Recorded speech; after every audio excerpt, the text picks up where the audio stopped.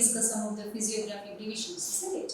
Yes, the important physiographic divisions. That is the first one, the Himalayan mountains. The second one we were having, that is northern plains, and the third one was peninsular plains. Coming to the next important one, which you all know, you are familiar, you have heard about, that is Indian desert. The desert you might have seen. What is the peculiarity of the desert? Yes, miles and miles you can see the sands only. Okay, so coming to our Indian desert, we can see this is the desert that we see over here. You can see the picture for desert, how it is. Have a good look at it. Okay, see how the formation is. Somewhere it is coming up, somewhere going down. So that's something important feature of our desert. Okay, now coming to our Indian desert. What is the importance of our Indian desert?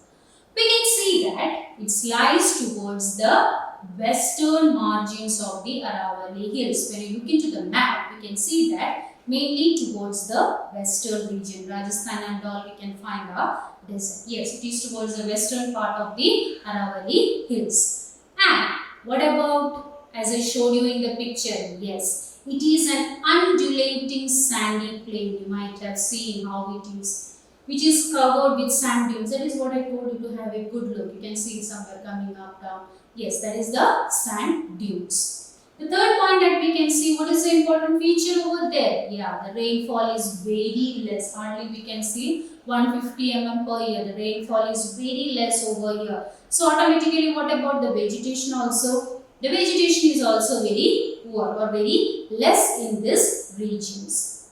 Then, what will be the climatic conditions? Automatically dry, arid climate we find in this desert regions.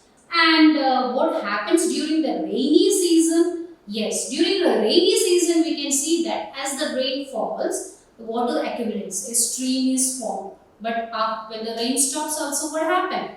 Yes, the stream disappears. So these are some of the important features about our Indian desert. And as I told you, as the rainfall is very low, what is also very low? The vegetation is also very low. Now you can see over here different types of this Indian desert.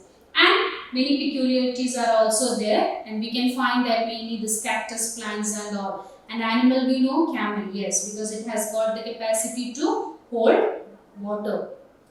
And this Indian desert, mainly we can classify it as also, mainly these deserts, we can classify it as hot desert and cool or cold deserts. Here we can see what is the speciality of this hot desert and what are the specialities of this cold deserts. Hot deserts, we can see the largest hot desert, that is a Sahara desert, which reaches a temperature up to 122 degree Fahrenheit. So how hot you can? It's almost 50 degrees Celsius during the daytime. During the daytime, the temperature is very high in the desert region, but during the night it becomes cold.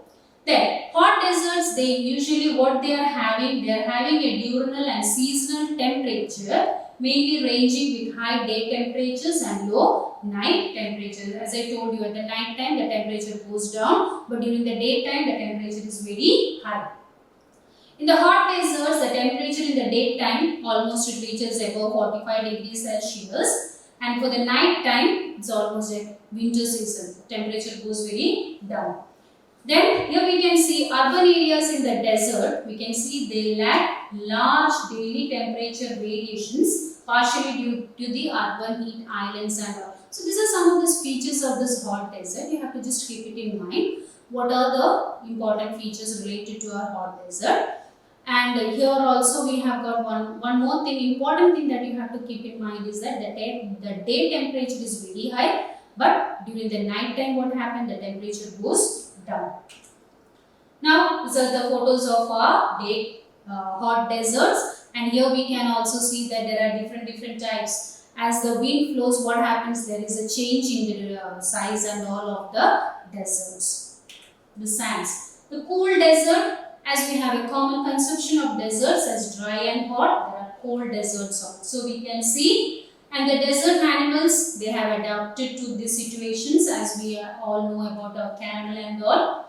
Less water availability is there, and they are this animals or the plants over the cactus plants and all, they are accustomed with this deserts. And we can also see that many this desert animals, they are coming out only when the brutal sun has descended to hunt. And some animals like the desert tortoise and the western United States, they spend much of their time underground itself. It's due to the temperature variations and all. That's related to the cool deserts. These are some of the examples of our cold deserts. Okay. So this is what we know about the desert. Mainly what we have to keep in mind is that where it is formed, mainly towards the western of the Aravalli Hills. Then the temperature, it's high during the daytime, low during the night, and low vegetation. So what is happening? Less rainfall, low vegetation, and also we can see that the animals which are found over here is also very limited, those which have got the storage capacity. And at the same time we can see that the cultivation over here is also very less, and the rainfall is also very less. So these are the important features of our